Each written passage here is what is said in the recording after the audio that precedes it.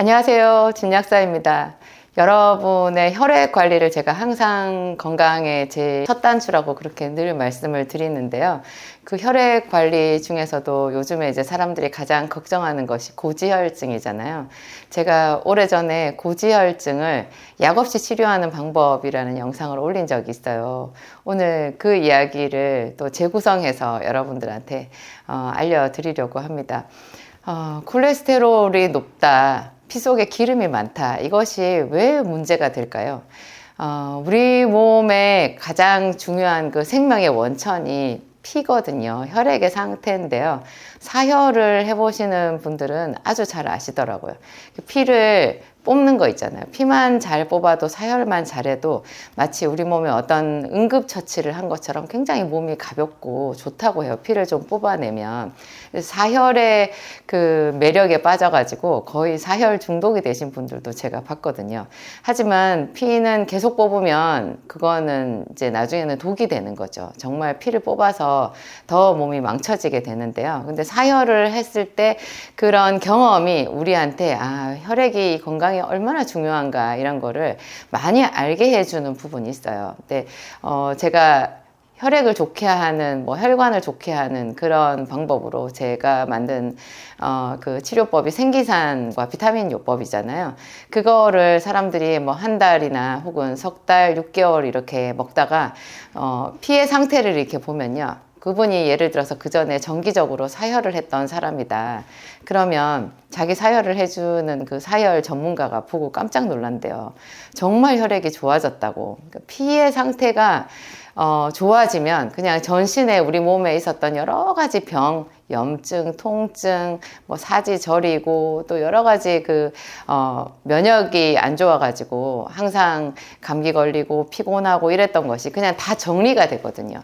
그런데 우리는 보통 병원에 가면, 굉장히 지금 기운이 없고 힘이 없고 그런데도 피부터 뽑잖아요. 피부터 뽑아요. 피를 많이 뽑아요. 많이 뽑아서 검사를 하는 것까지는 좋은데 그 혈액을 많이 뽑아냈을 때 우리 몸에 어떤 안 좋은 반응이 생기는가 그런 것은 염두에 두지 않는 게 문제인 것 같아요. 근데 이제 그런 관점에서 보았을 때 피 속에 예를 들어서 당이 높다. 그것이 당뇨병이잖아요. 그럼 피가 끈적끈적 하거든요. 또 피 속에 기름기가 굉장히 높다. 그게 이제 고지혈증인데요. 콜레스테롤 수치가 높은 거. 그렇게 되면 우리 몸에 전체적으로 다 문제가 생기게 되는 거예요. 이 혈액이 우리 몸의 생명의 원천이기 때문에. 그래서 콜레스테롤 수치가 높으면 병원에서 의사 선생님들이 이제 고지혈증 약을 처방하잖아요. 근데 고지혈증 약은 마치 당뇨일 때 쓰는 당뇨약 같은 그런 성질이 있는 것 같아요. 제가 약사인 입장에서 보았을 때 당뇨 혈당이 굉장히 높은 사람한테 당뇨약은 사실 응급약이거든요. 우선은 그 약을 써야 돼요. 하지만 계속해서 그 약에 길게 의지해가지고 그 약으로 이제 혈당을 조절한다 이렇게 하면 한 5년, 10년 지났을 때 생길 합병증은 거의 다 생기는 것 같았어요. 제가 봤을 때. 그래서 참 마음이 아팠거든요. 인슐린 마찬가지예요. 근데 이게 콜레스테롤 수치가 높다라는 것도요. 콜레스테롤 수치가 높으면 일단 심장병이 생길 수 있고요. 심근경색이나 그렇죠. 협심증이나 이런 것이 올 확률이 아주 높아지고요. 그분이 만약에 당뇨병이 있다. 그러면 당뇨의 합병증이 훨씬 더 빨리 진척이 될 수가 있고요.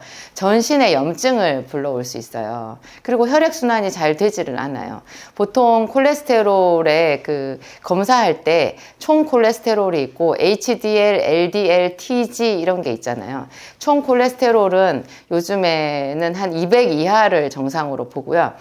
많이 보는 이제 병원 따라서 기준 수치가 다른데 많이 보는 데서도 240을 한계선으로 보거든요. 그거보다 낮기를 권하고요. 중성지방은 TG잖아요. 이 TG는 150 이하. 그다음에 LDL 이게 이제 나쁜 콜레스테롤이라고 하는 건데요. 이것은 130 이하를 이제 권장하거든요. 그런데 예를 들어서 내가 심장병이 있다, 협심증이나 심근경색이 있다 그렇게 할 것 같으면 LDL을 70 이하로 맞춰라 이렇게 얘기를 하시더라고요. 그런데 여러분 그 약을 쓰면 콜레스테롤 약이 갖는 부작용 정말 대단하거든요. 그래서 콜레스테롤 관리만큼은 약으로 하면 안 되는 것 같아요. 당뇨약보다 훨씬 더 심각한 부작용을 일으키는 것이 콜레스테롤 조절 약인 것 같거든요. 이것이 갖는 제일 큰 부작용이요. 일단은 우리 몸에 그 근육을 녹인다라는 거예요. 이게 그 콜레스테롤 수치를 떨어뜨리면서 예를 들면은 코엔자임 Q10이라고 하는 아주 중요한 항산화 효소가 있거든요. 그 효소의 합성도 같이 막혀요. 같이 막히고 이 콜레스테롤을 만들지를 않게 되면 콜레스테롤이 우리 몸에서 중요한 그 세포막 성분이거든요. 그리고 여러분 콜레스테롤이요. 의외로 우리 몸에서 가장 필수적인 기름이라는 거 혹시 아세요? 무작위하게 이 병원에서 쓰는 콜레스테롤 합성을 차단하는 약을 쓰게 되면요. 필요한 콜레스테롤 합성이 먼저 차단이 되는 것 같아요. 이게 구별을 하지 않나요? 예를 들어서 우리 몸속에 지금 피 속에 콜레스테롤 수치가 높으면 이 콜레스테롤 약을 먹었을 때 얘가 들어가서 잉여로 남는 불순물로 해당되는 그런 콜레스테롤만 싹 빠져나가게 한다든지 그런 콜레스테롤만 좀 처리를 해주면 얼마나 좋겠어요. 그런데 이 약이 하는 기전이 참 가슴 아프게도 우리 몸 속에 간에 가가지고요. 간에서 콜레스테롤을 합성하거든요. 본래 콜레스테롤은 콜레스테롤 하니까 나쁜 거 이런 생각이 들지만 콜레스테롤 없으면 우리 몸 죽어요. 뇌신경도 콜레스테롤이에요, 여러분. 정자, 난자 다 콜레스테롤이고요. 우리 햇볕 쬐면 비타민 D 만들어지잖아요. 이것도 콜레스테롤이에요. 콜레스테롤이 제대로 만들어지지 않으면 뼈도 녹아버릴 수 있어요. 정말로 중요한 거기 때문에 우리가 음식으로 하나도 기름을 먹지 않더라도 간에서 필수적인 콜레스테롤을 합성하는데요. 병원에서 처방하는 약은 그냥 무작위로 간에서 콜레스테롤을 합성하는 그 단계를 완전 원천 차단을 해버리는 거예요. 근데 그 같은 루트로 코엔자임 Q10 같은 것도 합성이 되는데 그것까지 같이 차단을 해버리기 때문에 코엔자임 Q10은 항산화 효소이면서 또 예를 들면 강심인자거든요. 우리 심장을 튼튼하게 하는 그런 굉장히 중요한 역할을 하는 효소인데요. 이거를 같이 차단을 해버려요. 그래서 그나마 병원에서 콜레스테롤 약을 차단하는 약을 먹는 사람들한테 약국에 가면 약사님들이 코엔자임 Q10을 이거라도 드시라고 이렇게 권해놔요.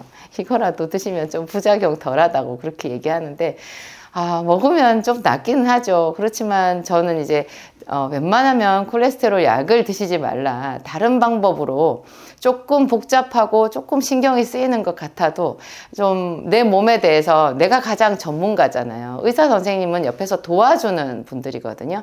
약사도 마찬가지예요. 여러분 몸을 어떻게 관리를 할지는 자기가 정하는 거예요.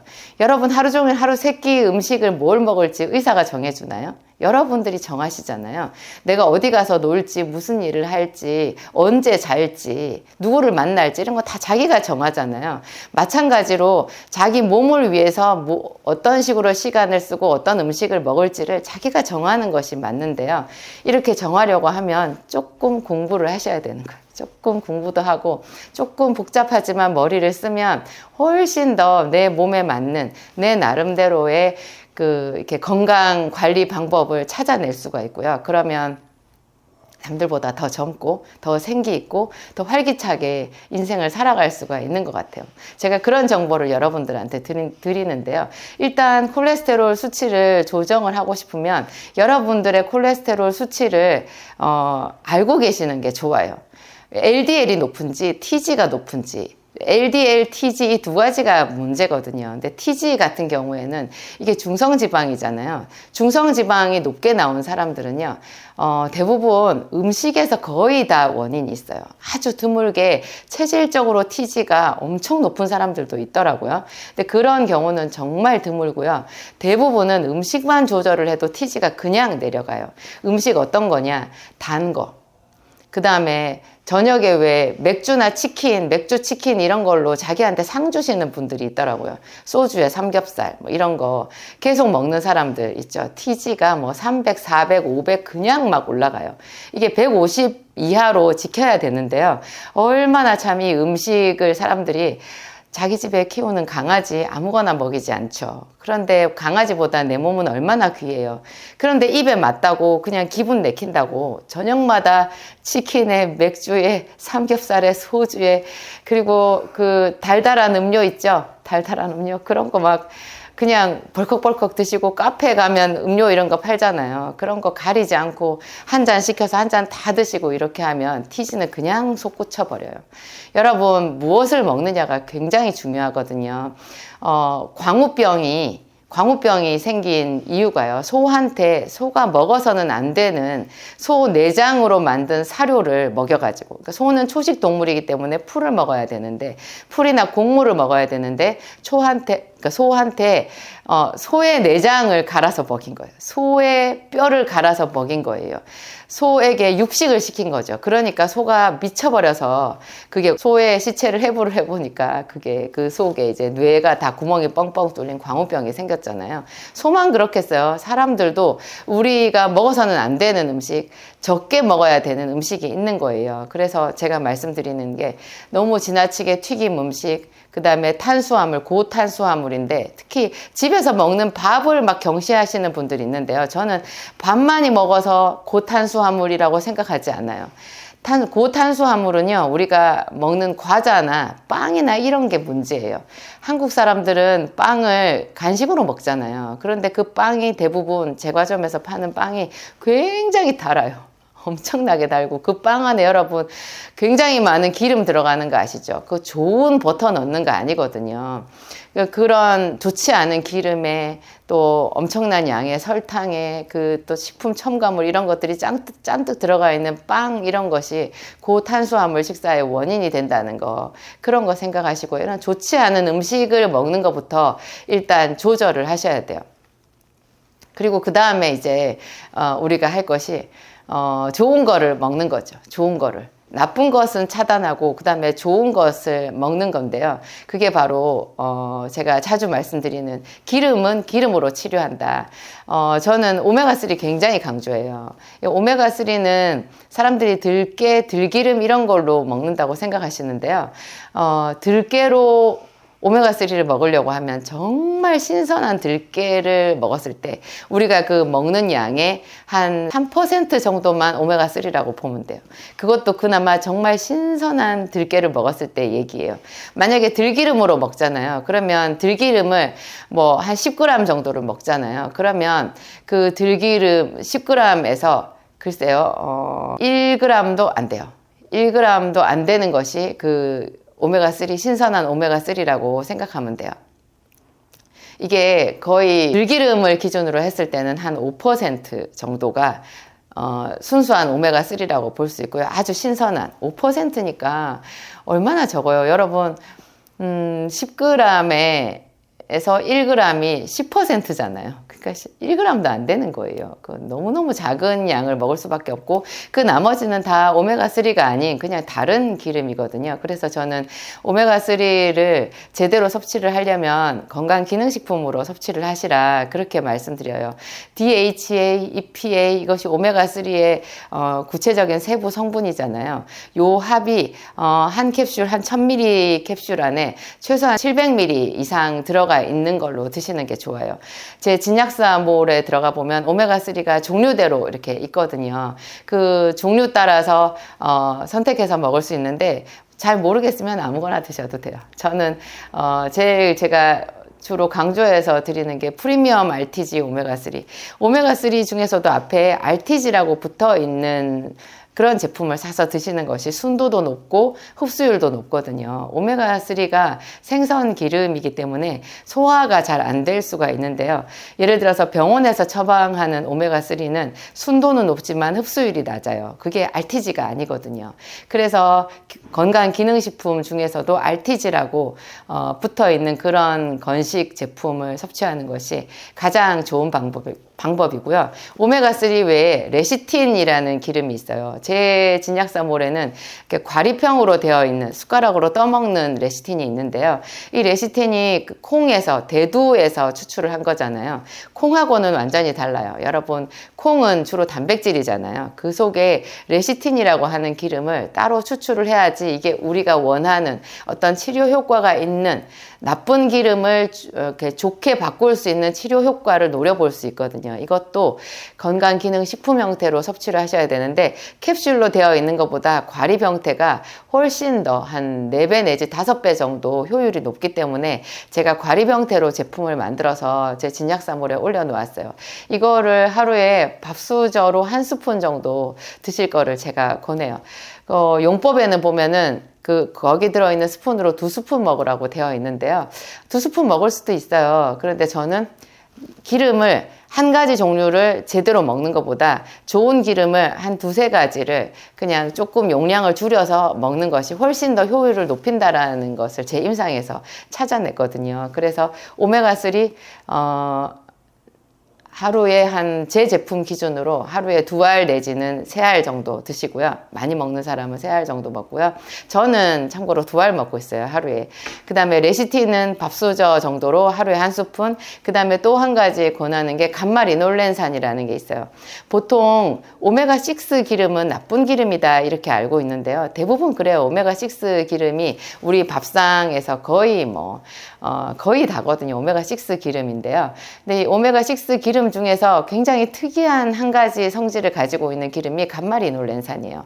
이 감마리놀렌산은 분류상으로 따지면 오메가6지만 꼭 그 효과로는요, 오메가3 같은 효과가 있어요. 예를 들면 혈전을 녹이고 염증 수치를 떨어뜨리고 그리고 굉장히 점막을 튼튼하게 하고 우리 몸의 면역력을 높여주고 그런 피를 좋게 하는, 그리고 콜레스테롤 수치를 개선시키는 그런 오메가3 같은 효과가 감마리놀렌산에 있는데요. 이 감마리놀렌산이 오메가3 같은 효과지만 오메가3랑 또 다른 측면으로 상승작용이 있거든요. 그래서 감마리놀렌산을 하루에 한 2캡슐 정도, 제 제품 기준으로 하루에 2캡슐 정도 이렇게 먹으면 여러분 주변 사람들이 한 며칠만, 일주일 정도만 이렇게 드셔도요, 얼굴을 알아봐요. 뭐 좋은 거 먹고 있냐고, 얼굴 되게 좋아졌다고, 그런 이야기를 아마 듣게 되실 거예요.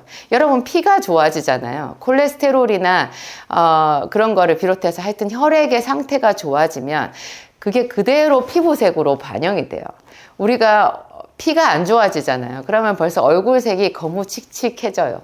거무칙칙. 자기 기준으로. 뭐 다른 사람이랑 비교하지 마시고요. 그냥 자기 기준으로 봤을 때 내가 얼굴 혈색이 좋아졌다. 그러면 피가 건강해졌구나. 이렇게 생각을 하시면 되더라고요.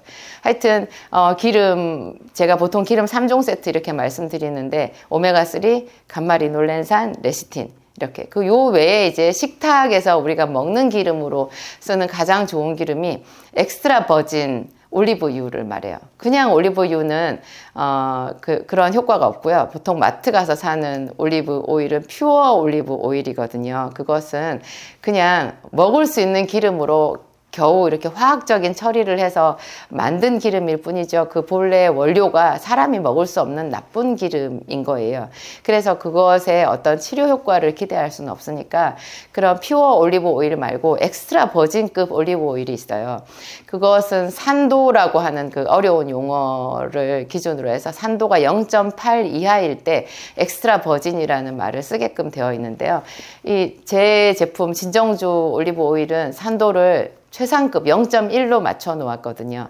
그래서 이 올리브 오일을 그냥 주방에서 식탁에서 쓰는 기름으로 쓰게 되면 그냥 온 가족이 그 염증으로부터 상당히 자유해질 수 있는, 뭐 나쁜 기름을 하나도 안 먹을 수는 없잖아요. 현대 생활을 하면서 나가서 외식하고 이렇게 하다 보면 그 나쁜 기름을 먹을 수밖에 없는데, 그럴 때 이 올리브유 엑스트라 버진급 올리브 오일이 상당히 여러분들의 몸 속에서 좋은 기름으로, 기름 상태로 바꾸어주는 그런 역할을 해주니까 굉장히 좋다고 볼 수 있어요. 또 제가 몇 가지 말씀드리면 나쁜 기름을 먹지 않는 것, 그 다음에 좋은 기름을 먹어서 그 좋은 기름으로 나쁜 기름을 치료하는 방법이 있고, 또 이 나쁜 기름이 어떤 기름이든지 과잉으로 들어있는 우리 몸속의 기름을 빨리빨리 처리를 해서 내보내게 하는 방법이 있거든요.